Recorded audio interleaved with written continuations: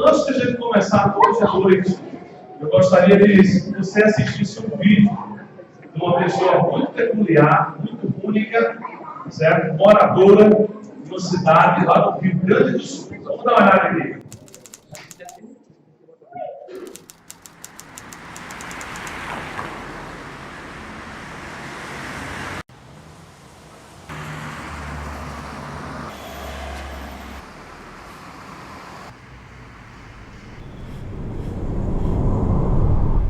Em 74 que me tornei sócio daqui. O negócio tava quebrado, sabe? E a gente ergueu. Vendia bem, vendia 25 carros por mês.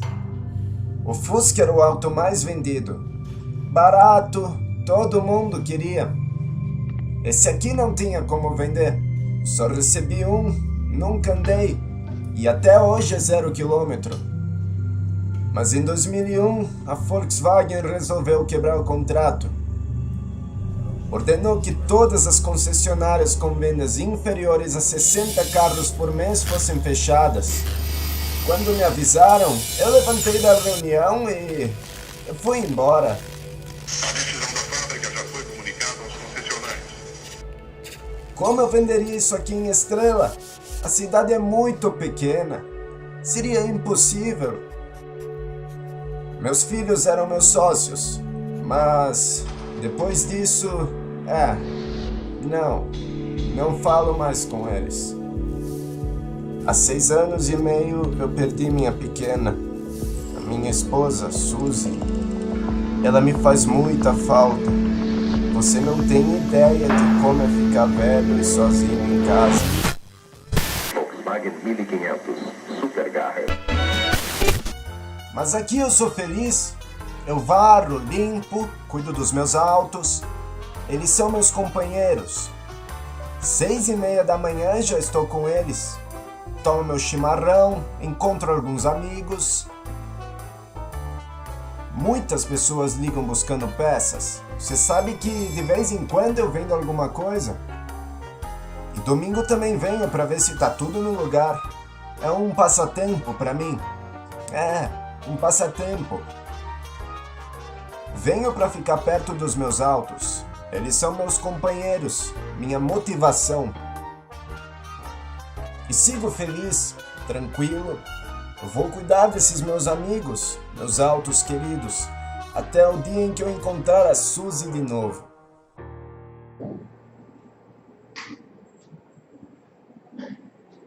Essa é a história de Otmar. Otmar, um homem que parou no tempo. Otmar que perdeu a ideia do que realmente é ter uma concessionária. Otmar, ele preza mais pela aparência da sua loja do que pela venda de mercadorias. A aparência da loja de Otmar virou prioridade e a venda das mercadorias, as quais ele iniciou a loja para esse propósito, se tornou secundária. Essa é a vida de Otmar. Muita gente chama Otmar de louco, chama Otmar de sem juízo. Diz que Otmar perdeu todo tipo de raciocínio santo.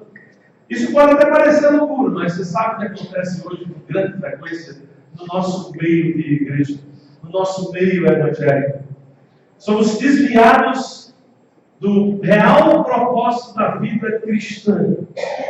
Nós ocupamos-nos com as coisas menores e deixamos as coisas maiores como secundárias, como algo que não é prioridade. Paulo resumiu claramente o que deve ser o objetivo de nosso ministério quando disse em 1 Timóteo, capítulo 2, versículo 4, o seguinte: o qual deseja que todas as pessoas sejam salvas e cheguem ao pleno conhecimento da verdade.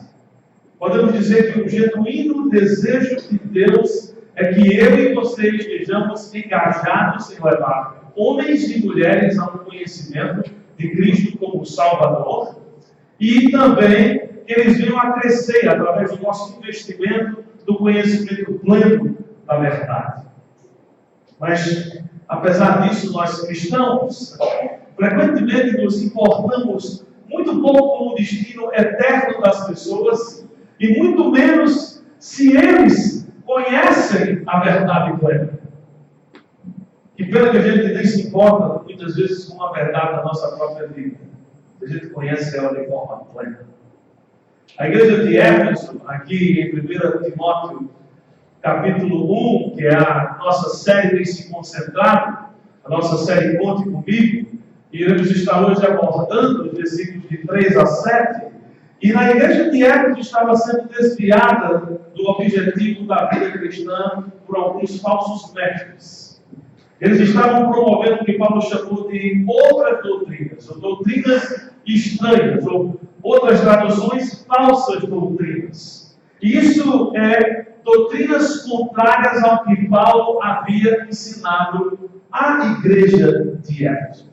E esses falsos mestres haviam se desviado dessas doutrinas e se envolveram em discussões infrutíferas, insensatas, centradas em mitos, em genealogias que não tinham absolutamente fundamento ou razão nenhuma. E Paulo designou então Timóteo para que Timóteo tivesse a tarefa indesejável, mas necessária, de confrontar esses homens e colocar a igreja de volta na verdade do que Paulo os havia ensinado.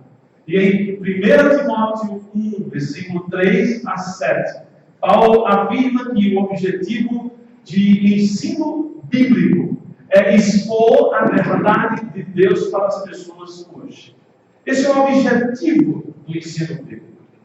Agora, quando nós nos engajamos em navegar através dessas águas, a gente tem que ter muito cuidado, porque a gente pode encalhar em dois extremos. Um extremo é que alguns pensam que doutrina é algo chato, é algo irrelevante, apenas divide pessoas, causa polêmica, não importa. Você jamais vai saber com certeza se está certo, então por que se envolver? Esqueça de teologia. O que importa é amar as pessoas. Mas se você for ler a palavra de Deus, não há amor sem teologia sólida. Você não pode desvincular essas duas coisas. Outros encalham ao abraçar uma definição cultural de amor, em vez de uma definição bíblica de amor. E eles acham que amar significa ser gentil, nunca confrontar, sempre concordar com tudo. Não entrar em críticas, não entrar em debates. Respeitar as diferenças sem mencionar as diferenças. Se opor a ninguém, isso é que é amar. Mas se isso é amor, não existiu pessoa mais ausente do conceito sobre amor do que Paulo. Porque Paulo fez tudo ao contrário em relação à definição cultural do que é amar. Para nos ajudar hoje, talvez de forma mais clara, saber qual é o objetivo do ensino bíblico, conforme estabelecido aqui por Paulo nessa carta, eu queria apresentar a vocês 4 padrões para se ensinar a verdade da palavra hoje. O que eu espero alcançar com isso é que ao final da noite você talvez saia daqui com uma visão real do que é ensinar a verdade da palavra a alguém, sem fazer dela água com açúcar, sem diluí-la, sem minimizar o valor da palavra. E o primeiro padrão bíblico para que você ensine a palavra de Deus de acordo com o objetivo de Deus tem para ela hoje, é que nós não temos a liberdade de mudar a mensagem. Nós não temos a liberdade de mudar a mensagem. Em 1 Timóteo 1,3 nós lemos sobre isso. E lá diz: partindo eu para a Macedônia, aqui Paulo falando de si, roguei que permanecesse em Éfeso para ordenar a certas pessoas que não mais ensinem doutrinas falsas. E Paulo descreve que ele tem que se ausentar da igreja em Éfeso para uma viagem ministerial. As viagens naquela época duravam meses. Então ele ficou preocupado. Vou viajar e eu sei que estão ensinando coisas contrárias ao que Cristo me revelou. Então a gente precisa lidar com isso. Então eu vou deixar você aqui, Timóteo, para lidar com pessoas que estão ensinando doutrinas contrárias ao que Cristo me revelou e eu tenho ensinado a vocês. Então ele sabiamente coloca Timóteo para confrontar essas pessoas. E a palavra que Paulo usa para pedir a Timóteo fazer esse confrontamento é a palavra do grego parakaleio, que significa convocar, exortar. E ela descreve exatamente a seriedade e urgência de fazer esse confrontamento para colocar um fim em tal ensino. Paulo falou para Timóteo simplesmente: olha, Timóteo, eu tenho que ir para a Macedônia, cuidar do trabalho lá, plantar igrejas lá, visitar igrejas que já plantamos, mas nós temos um problema sério com algumas pessoas que estão ensinando coisas antibíblicas na igreja de Éfeso. Então eu quero pedir a você o seguinte, Timóteo, que você vá urgente confrontar essas pessoas em relação ao que estão ensinando e o que for necessário, faça, para que elas parem de ensinar no meio dos irmãos tais coisas. Isso é o quão sério era para Paulo lidar com esse problema. E Paulo meio que, eu creio que ele era nordestino. Então ele falou para Timóteo: isso é para ontem. Viu? Então corra, faça isso. Não venha procrastinar. Se há algum tempo a atitude do meio evangélico infeliz de que o que realmente importa é pregar Jesus e compartilhar com as pessoas o amor de Deus, eu não nego que há um fundo de verdade nisso. Há de fato um fundo de verdade nisso. Mas a questão que não quer calar é: qual Jesus você prega?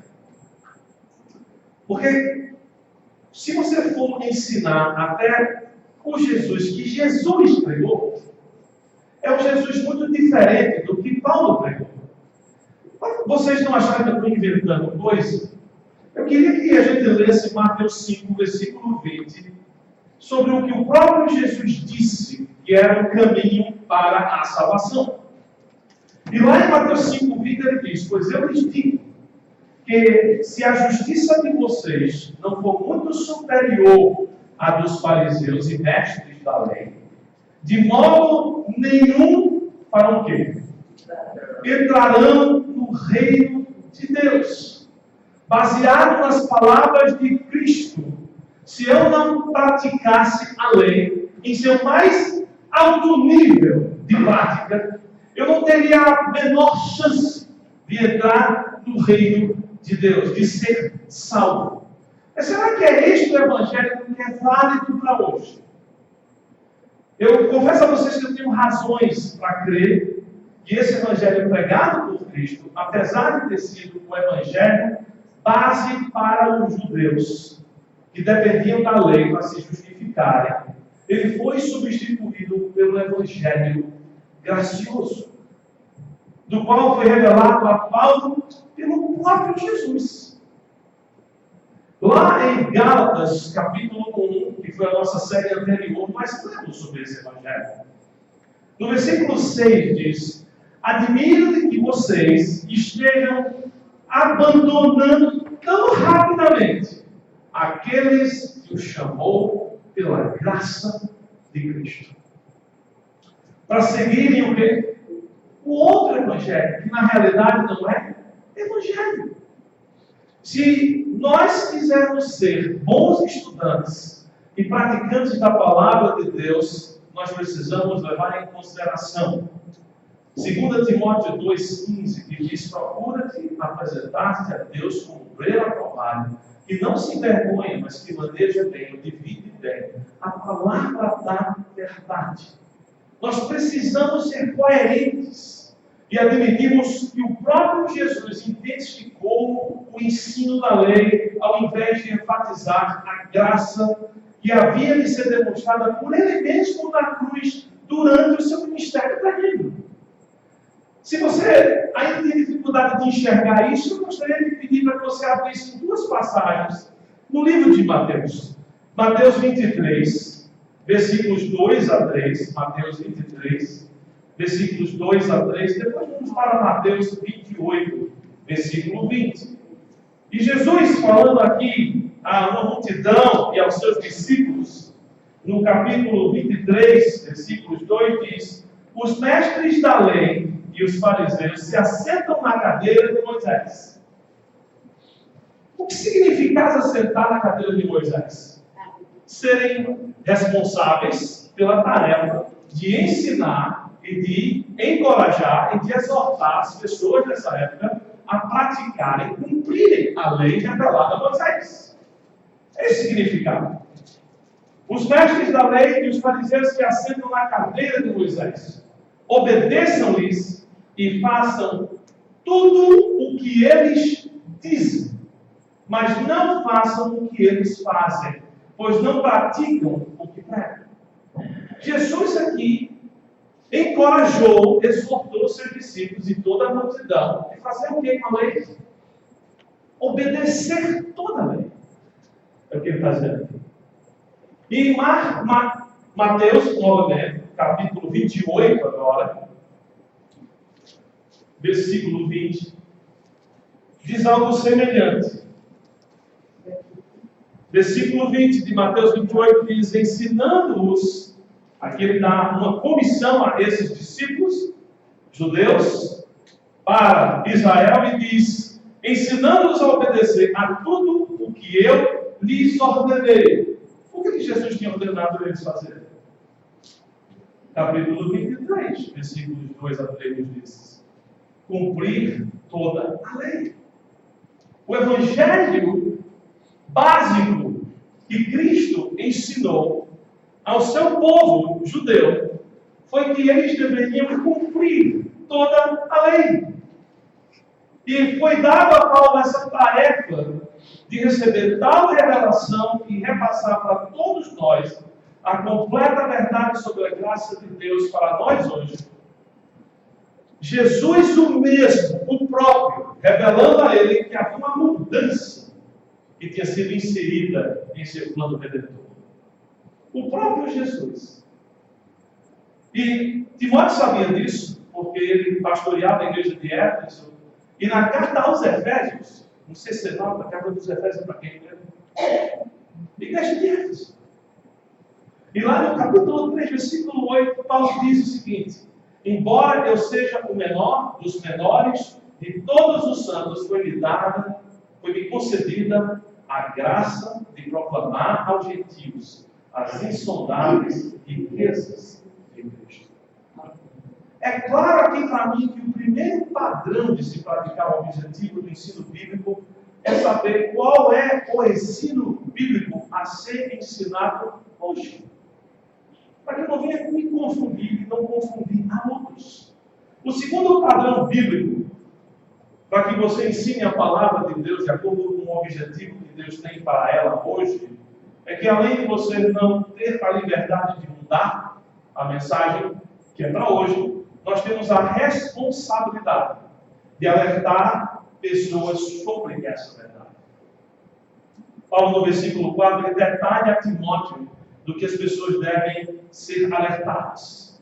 E ele diz lá: nem prestar atenção aos mitos e às infinitas genealogias que dão origem à mera especulação, em vez de promover a administração ou dispensação de Deus, que é pela fé. Eu gostaria que vocês soubessem que eu investiguei muito esse versículo. Bastante esse versículo. Ontem eu tive uma reunião pastoral com o pastor Douglas, discutindo e debatendo o significado desse específico texto. E a nossa conclusão foi que todas as versões portuguesas, infelizmente, não traduzem esse versículo de forma adequada e fiel ao original do grego. Agora, eu quero que vocês não fiquem tristes, porque a única versão em inglês que traduz razoavelmente bem esse versículo é a New American Standard Bible, que eu traduzi ela para vocês aqui, praticamente. No seu texto aí, você vai ter algo diferente na sua versão. Mas por que isso é tão importante? Isso gastou tanto tempo? Porque a palavra traduzida aqui para administração, na NASB, é a palavra conhecida oikonomia. E oikonomia é uma palavra composta, que significa dispensação. Para melhorar o seu entendimento da importância disso, eu resolvi construir aqui um cenário, certo? Já que é dia das crianças, né? Vamos brincar, entendeu? E aí, então, eu queria colocar duas casinhas aqui para vocês. Essa casinha aqui é legal, né?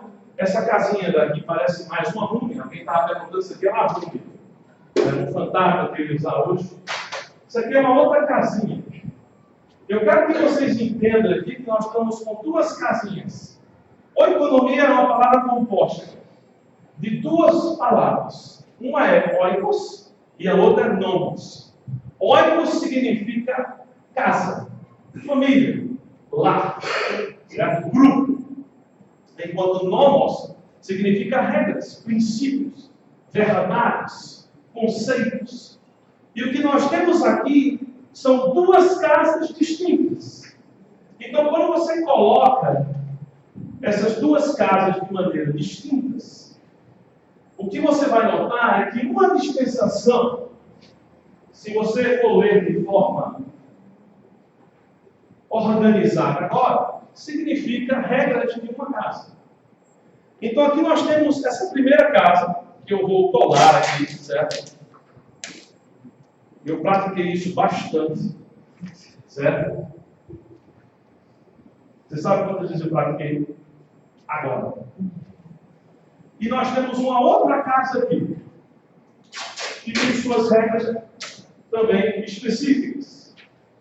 Olha, tá vendo que não deu certo já? Vai dar certo. Nós temos duas casas distintas. E essas duas casas distintas representam dois grupos distintos nas Escrituras. A primeira casa é Israel. Judeus, chamados por Deus no Velho Testamento, certo? E dado a eles um conjunto de regras, princípios que iriam reger. Aqui nós temos uma outra casa. Que casa seria essa? Alguém gostaria de arriscar? Gentios, tudo bem? Mas como é que Paulo chama essa casa? Corpo de Cristo. Essa é a casa chamada Corpo de Cristo. E também Deus deu a esta casa conjuntos de verdades e regras específicas e peculiares e únicas a ela, que não deu aquela dali. E vice-versa. E o que eu quero que vocês entendam, certo? Vamos aqui agora fazer o restante, né? Para que fique tudo muito bonito.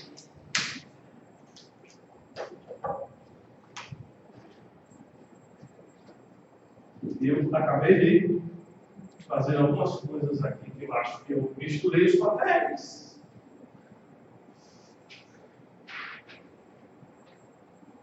Temos aqui. Já sei o que eu vou fazer. Hã?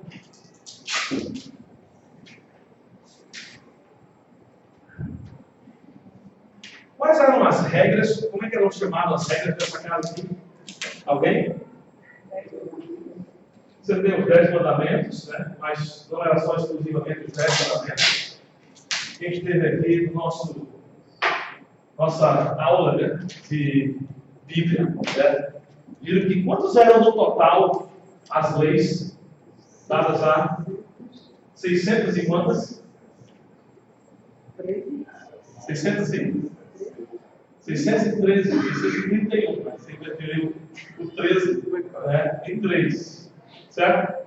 Aqui nós temos a casa de Israel, que por sinal é chamado mesmo de casa, né?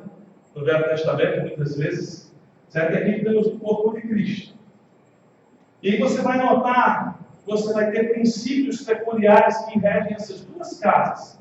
E no contexto do versículo 4, esses princípios estão se referindo à casa, corpo de Cristo.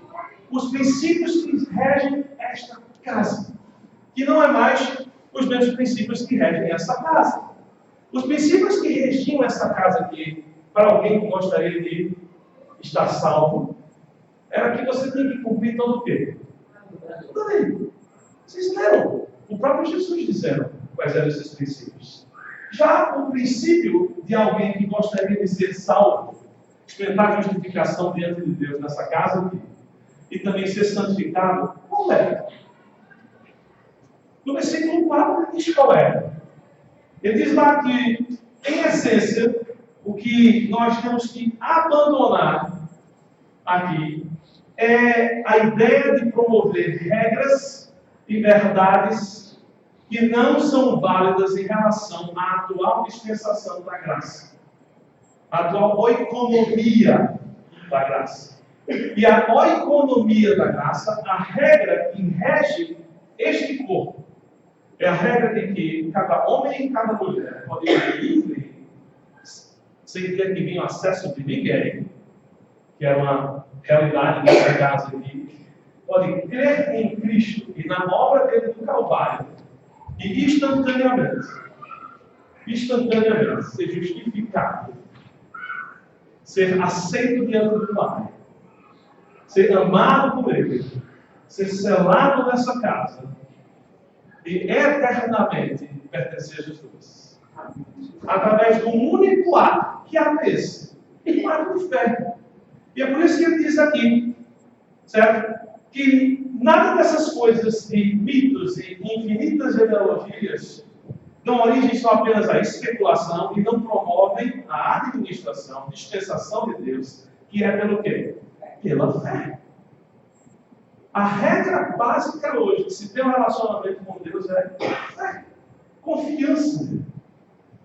Confiança no que Ele já fez por mim, confiança no que eu já recebi de realidade na pessoa de Cristo, confiança de que eu fui liberto do pecado, do poder do pecado sobre minha vida.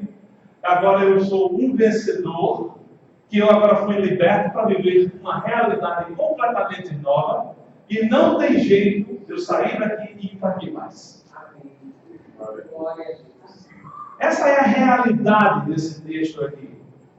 Então o que ele está querendo aqui? Ele está querendo que as pessoas não venham a misturar as regras, os nomos, as verdades, os princípios da dispensação da lei com os da dispensação da graça e confundir a si mesmo e confundir a outros e impedi-los de usufruir das bênçãos e riquezas que temos na pessoa de Cristo.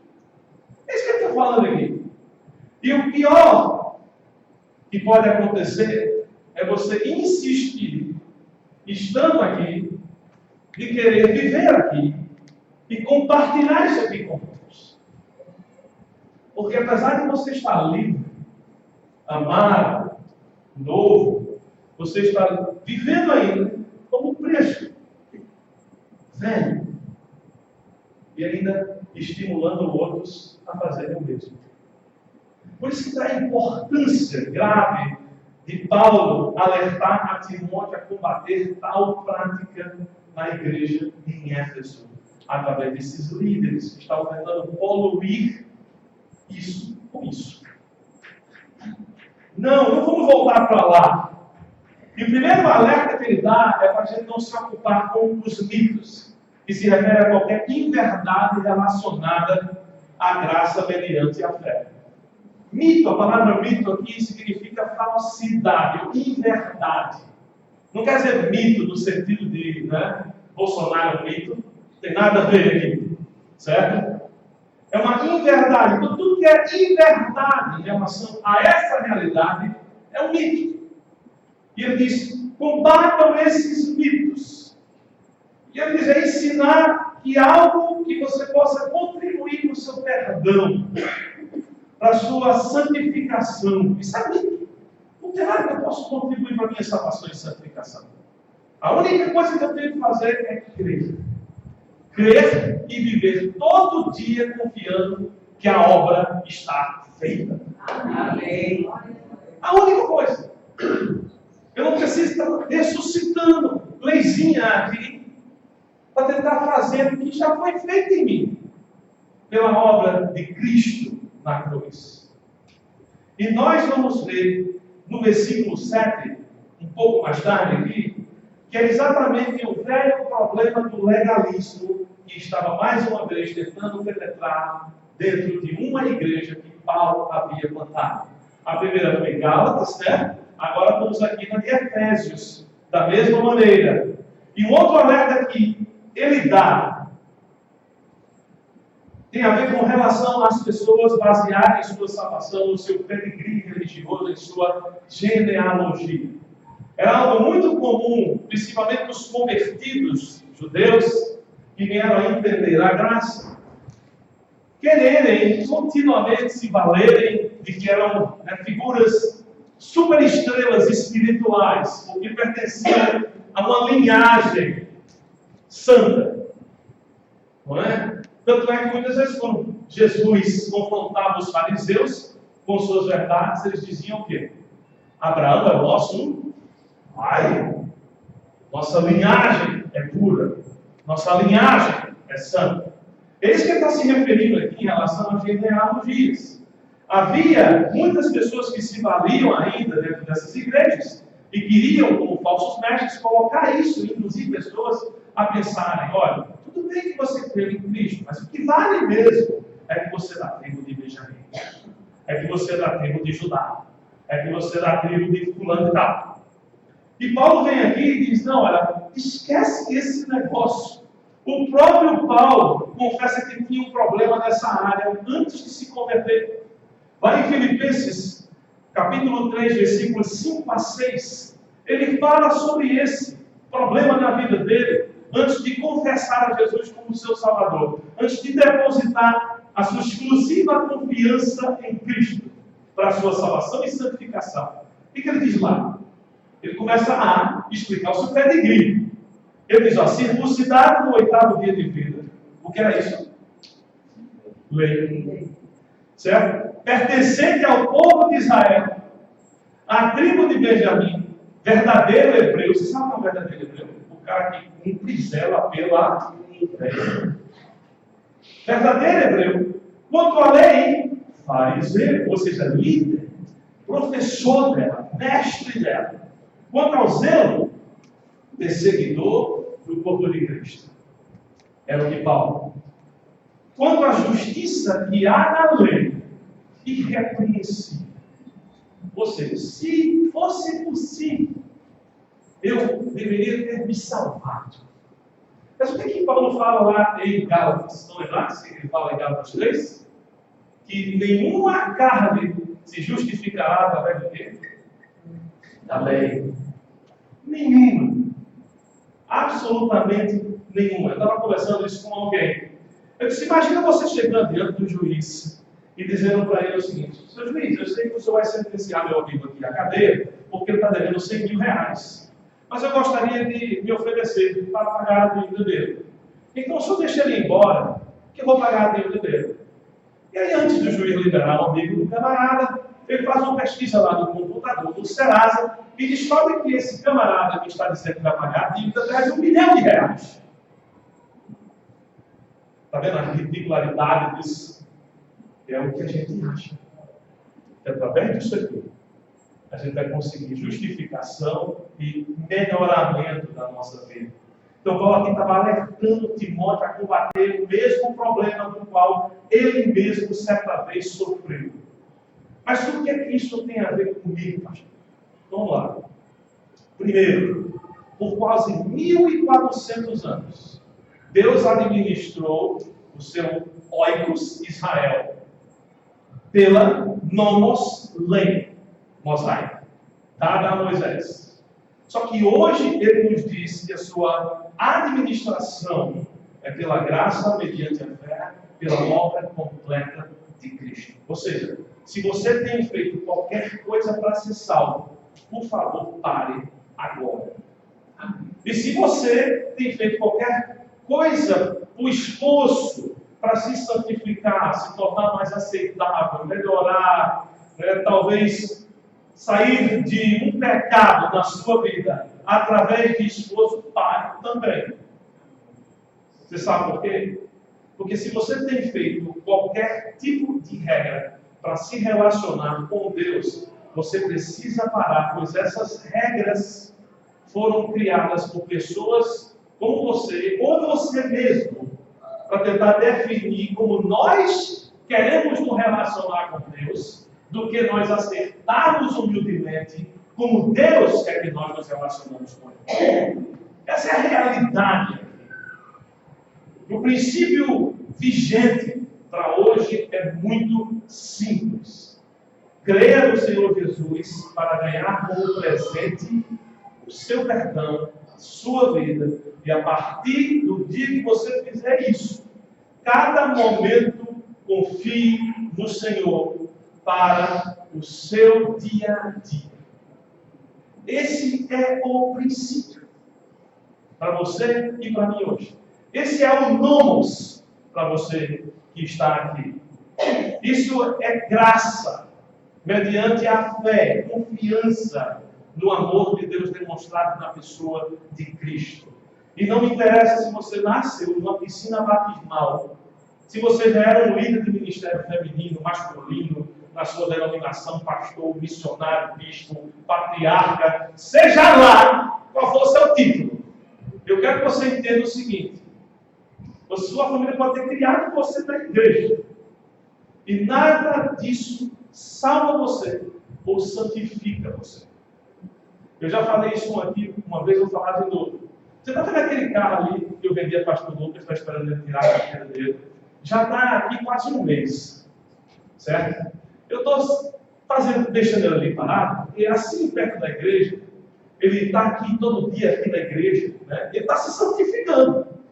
Então eu estou aqui querendo que ele vire uma Ferrari, mas o bexigueiro não quer. Não é? Você está entendendo aqui o que eu estou falando? Que não é o seu esforço ou os seus conceitos religiosos que transformam você. O que transforma você é uma fé genuína na obra completa de Cristo por você, em você e através de você. Esse é o que vai transformar você. E se você nunca reconheceu que é um pecador ausente de vida de Cristo em você, essas coisas não podem e não irão fazer nada por você. Essa é a verdade. E se essa é a sua situação, hoje à noite, eu gostaria que você, talvez, tomasse agora um minuto do seu tempo, 30 segundos do seu tempo, e declarasse a Deus que você hoje confessa a Ele que você é um pecador, ausente de vida, da sua glória em você, que você tem tentado viver de maneira esforçada pela sua carne, seus recursos, e hoje você entrega a sua vida a Jesus. Você entende que a obra de Cristo, morrer no seu lugar, foi feita no Calvário. E se você crer no nosso Senhor Jesus Cristo, a palavra de Deus diz simplesmente que você será salvo. Salvo da condenação e da morte, e salvo de você mesmo. Então, se você não fez isso ainda, eu quero que você baixe a sua cabeça agora. Feche os seus olhos. Todo mundo. Baixe a sua cabeça, feche os seus olhos. Se você já fez isso, ora agora por alguma pessoa que está aqui que nunca fez. Intercede por ela. Se você gostaria de expressar e confessar ao Senhor hoje à noite que você crê em Jesus Cristo, morrendo no seu lugar, eu quero que você simplesmente ore comigo essa oração simples. Senhor, eu reconheço que eu sou pecador. Eu reconheço que eu não tenho nada a oferecer para me tornar aceito diante de ti. Hoje eu entendo que Jesus morreu no meu lugar, tomou a minha pena, a minha condenação, a minha morte. E hoje eu confesso a Jesus como meu Salvador e Senhor da minha vida. Em nome de Jesus. Amém. Se você fez essa oração, essa simples oração, Deus diz que você passou da morte para a vida. É simples assim. Acendei de novo a luz. Eu não parei não, viu? Acabei de chegar. Tá certo? Vamos continuar aqui. O terceiro padrão bíblico para que você ensine a palavra de Deus, de acordo com o objetivo que Deus tem para ela hoje. Além de você não alterar a mensagem para hoje, além de você alertar as pessoas dessa verdade, nós devemos amar as pessoas com amor bíblico. A gente precisa amar as pessoas com amor bíblico. Há uma enxurrada de críticas, algumas válidas, algumas eu acho exageradas, criticando a igreja evangélica do Brasil por ser uma igreja que é muito crítica com as pessoas, muito isolada das pessoas e muito julgadora da vida das pessoas. E eu creio que há espaço para a gente melhorar, eu me incluo no meio. Mas tem um problema com relação a isso também. Há também hoje em dia um mau entendimento grave sobre o que é amar de verdade. Há um grave mal entendimento em relação a isso. Para muitos, amar é nunca confrontar alguém em erro.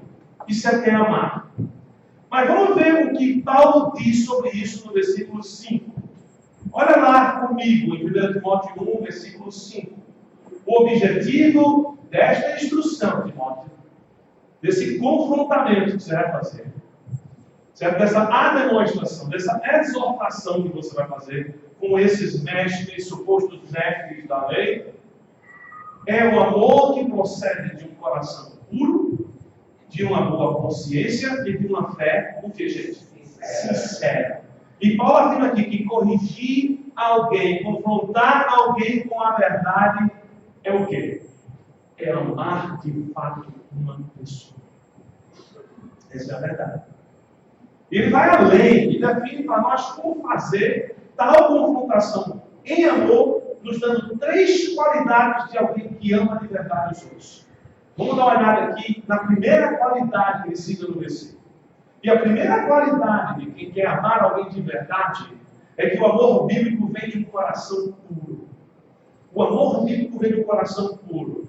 E Deus conhece a motivação do nosso coração quando fazemos algo. E o que temos que nos perguntar é se a nossa motivação em confrontar alguém com a verdade é genuinamente pura. Será que eu estou indo confrontar essa pessoa de maneira sincera, buscando o melhor dela? Antes que eu venha a falar para alguém qualquer verdade, eu preciso me perguntar. A minha intenção é de ver essa pessoa descansando na graça de Deus, usufruindo das bênçãos de Cristo em sua vida. Se não é, não faça. Se é, vá em frente.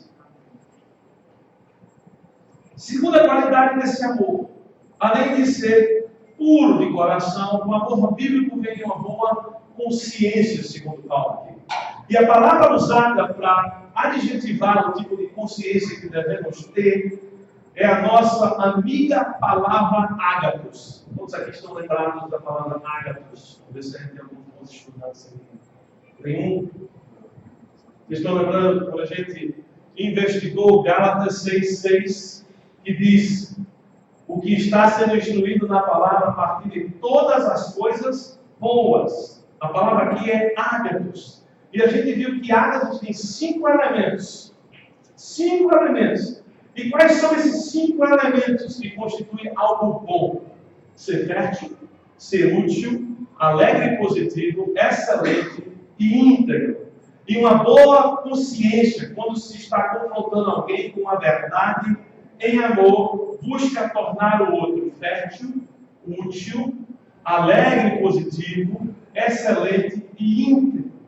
Isso é uma boa consciência. Se você não está alcançando isso com o compartilhar da verdade, é melhor que você não faça. É melhor que você não faça. Deixe quieto. E por último, a última qualidade do amor aqui, para você ensinar a verdade, é que o amor bíblico vem de uma fé sincera. E falando de uma fé sincera, certo? De pessoas sinceras, eu me lembrei de um rapaz que certa vez pegou um voo ali na cidade visitar os seus parentes. E sentando na sua poltrona, observou que ao lado dele estava uma verdadeira carta de revista, uma mulher linda, maravilhosa, aquela mulher modelo, né?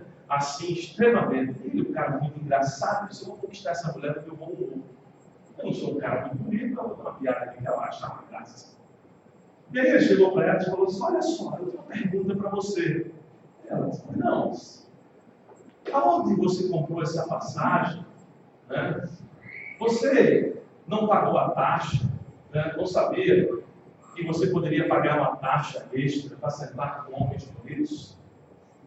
Ela olhou para ele e falou assim, não, eu fiquei sabendo dessa taxa.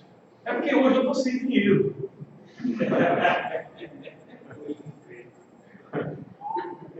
Não seja sincero assim, né?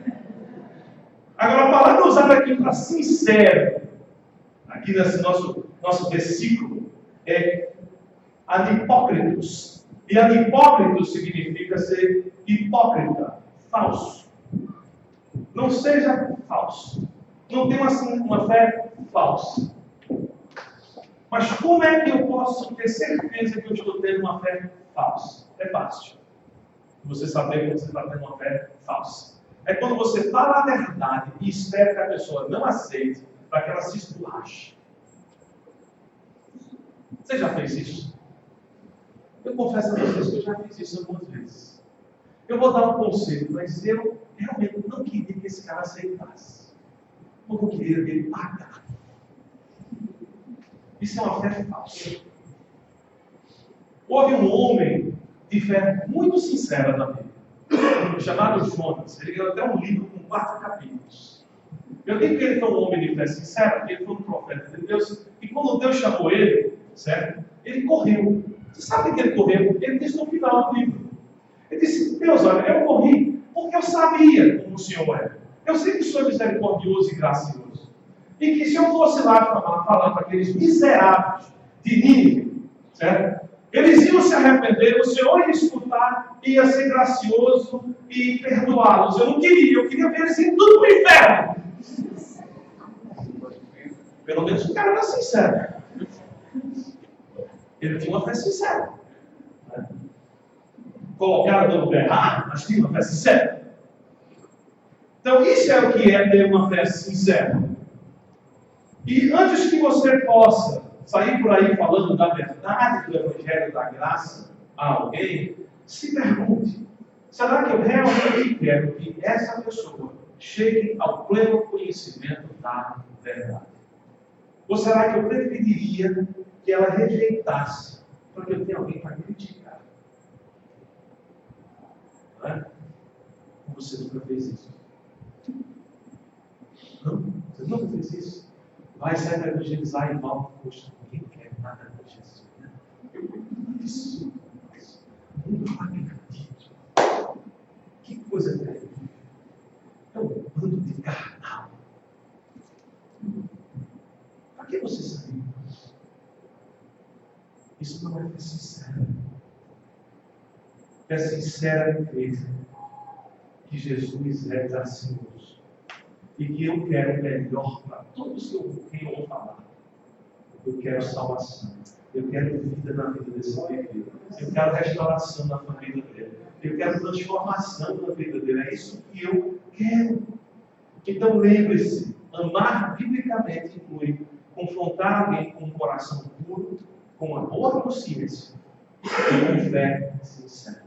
Quarto e último padrão bíblico para que você ensine a palavra de Deus de acordo com o objetivo que Deus tem para ela hoje é que nós devemos desafiar as pessoas a alinharem o amor com a verdade. Paulo aponta o primeiro problema de tentar praticar amor sem estar alinhado com a verdade de Deus para nós hoje. No versículo 6 ele diz: alguns se desviaram dessas coisas, voltando-se para discussões inúteis. E as coisas das quais Paulo está se referindo aqui, é as coisas do versículo anterior, que é o quê? Você procurar falar a verdade, ter o quê? Coração puro, boa consciência e fé sincera. E quando você não está falando a verdade de Deus hoje para as pessoas, com o coração puro, boa consciência e fé sincera, você vai estar produzindo, falando, certo? Proferindo palavras inúteis. É o que a palavra de Deus diz. E tudo o que você faz sem um coração puro ou boa consciência e fé sincera produz destruição inútil. Tudo o que é feito sem base na verdade revelada ao corpo de Cristo para nós hoje é infrutífero. Levar uma pessoa para cá, levar ela de volta, e levar ela de volta. Vamos tentar de novo, eu tento com você agora. Vamos lá, junto. Vamos lá, ele consegue.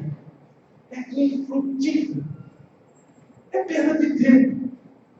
Eu me lembro em uma classe que tive no Seminário Batista do Nordeste.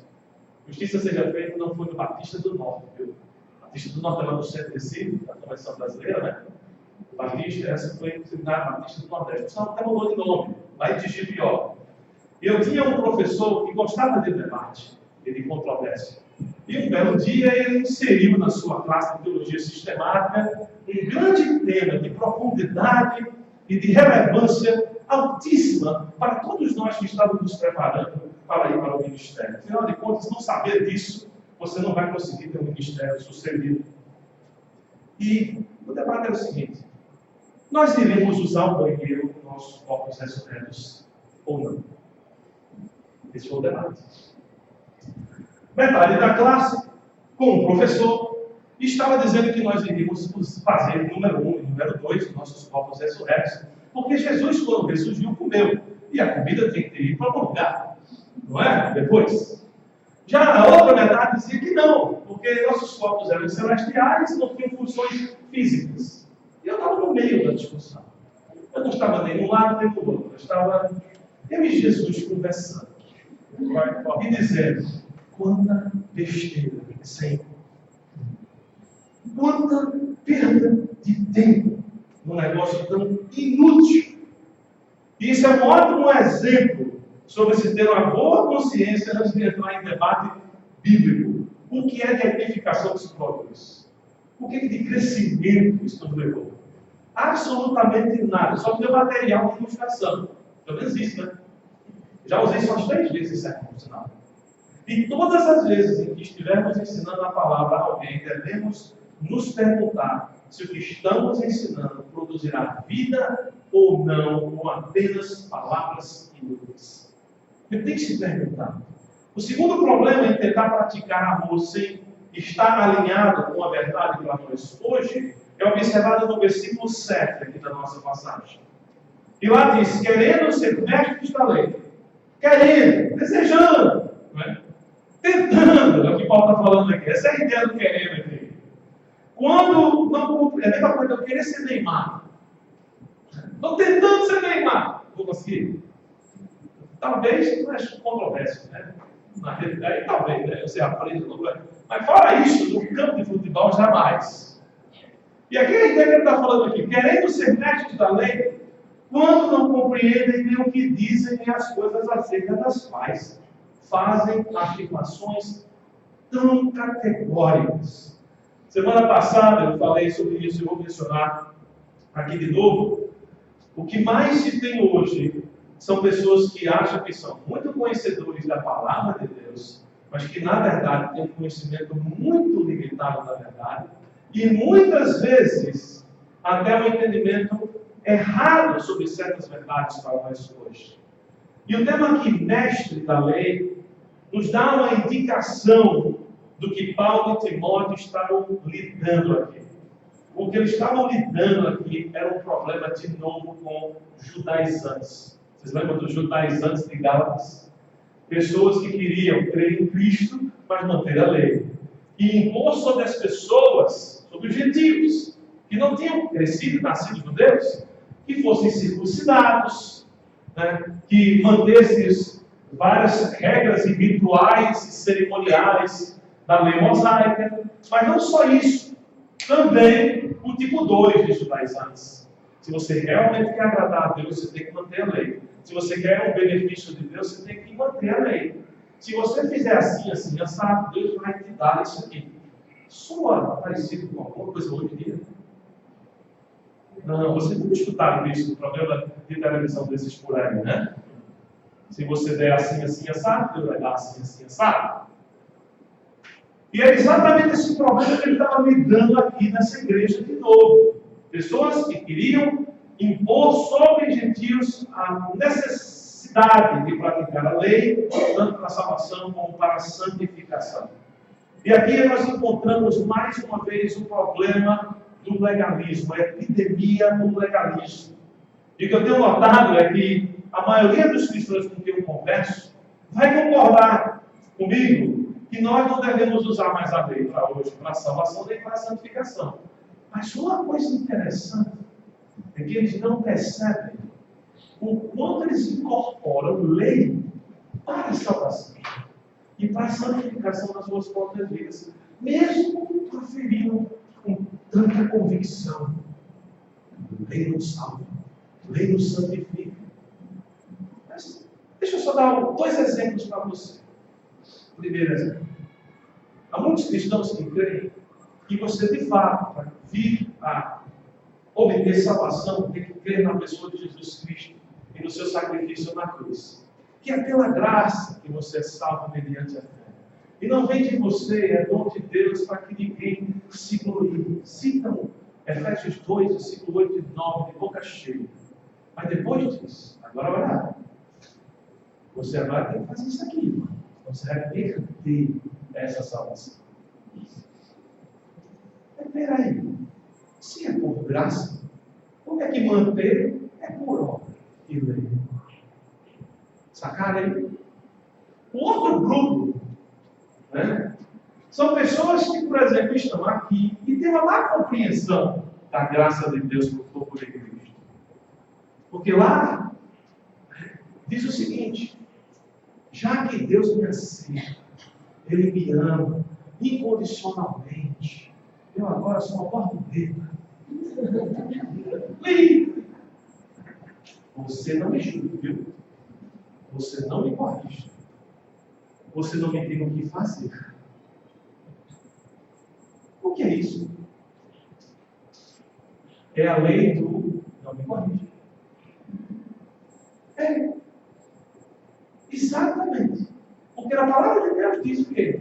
Que Deus expressa o seu amor por alguém quando faz o quê com ele? Disciplina. Então a coisa mais comum e mais agradável é ser disciplinado pelo Senhor, porque eu tenho a confirmação que Ele me ama. Isso é graça. Mas é incrível como a gente tem queimado com esse negócio de legalismo na nossa vida. É incrível. Agora, o que eu gostaria de, talvez, fazer hoje com vocês, eu espero que tenha feito, é conseguido demonstrar para você que o objetivo do ensino bíblico é a exposição da verdade de Deus para você hoje. Abaixa a sua cabeça, feche os seus olhos, eu quero orar com você.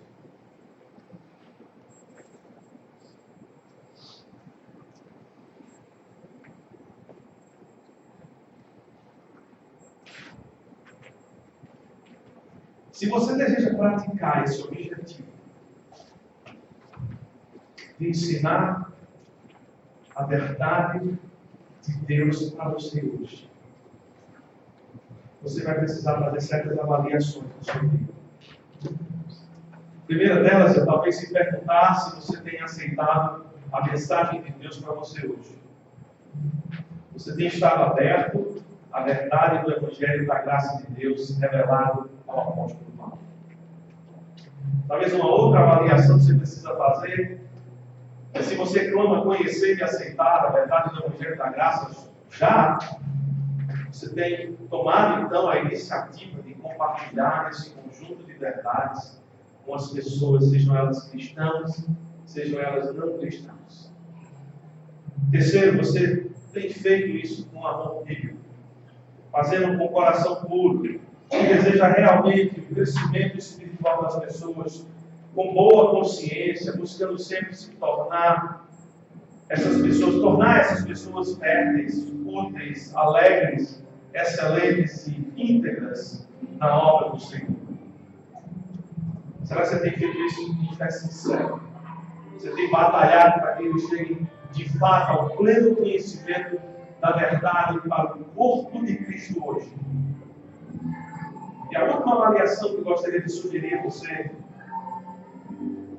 você tem desafiado as pessoas que você conhece, a alinharem o amor com a verdade contida na palavra.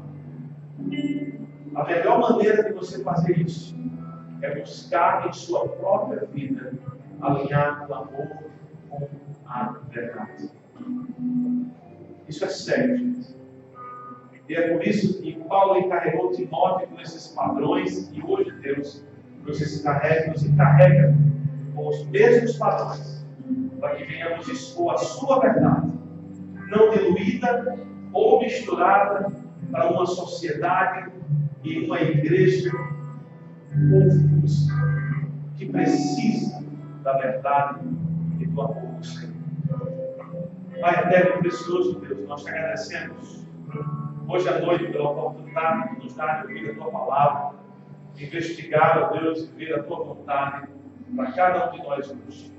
Nos leva daqui desafiados com esses 4 padrões, e assim encarregados e prontos para exercer, ó Deus, esse ministério de ensinar o que é bíblico, expor a verdade,